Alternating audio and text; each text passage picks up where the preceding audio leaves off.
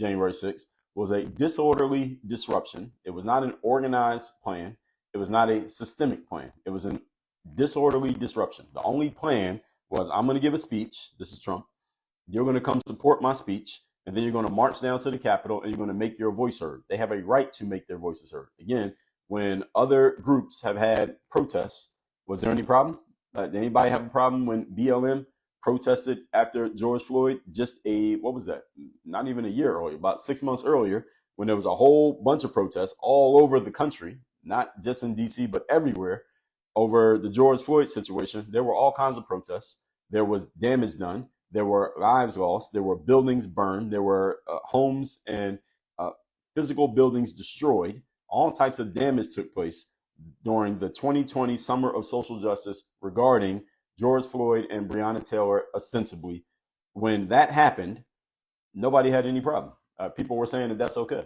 Isn't that the summer that we had COVID? Wasn't that the summer when people weren't supposed to be gathering together and you weren't supposed to be around other human beings because you might pass the virus to someone else? They call these super spreader events. Or you might get sick and then you might kill grandma because you went and got the virus because you were hanging out with people when you weren't supposed to be hanging out with people. Isn't that what we were told in the summer of 2020? But then when you had these gatherings, let's just call them gatherings. Some of you may call them protests. Some of you may call them riots. It was a combination of both. When they had those in the summer of 2020, not only did the doctors and quote unquote science just ignore the fact that these people weren't supposed to be gathering together because that allegedly was going to spread this deadly virus that was going to kill everybody.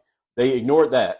Then the other thing that they did was people came out and said, well, yes, even though we're not supposed to be gathering because of the virus, we have to understand that these people have a real reason to be gathering together. They have a real grievance, and they feel like this goes back many years. This is mostly white people talking about black people. They have a real reason to feel like they need to gather and make their voices heard, and we need to allow them to do that, and we need to give them a platform. And isn't that what was said in the summer of 2020? When all these people were gathering, mostly in big cities in America, because big cities tend to be where black people tend to be concentrated. And this was happening in all the big cities all over the country. And people were saying that this is completely okay.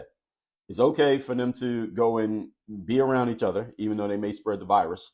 And it's okay for them to protest and march and attack and burn and destroy and burn down police precincts and destroy people's cars and threaten people in their homes and burn down Wendy's and McDonald's. Why?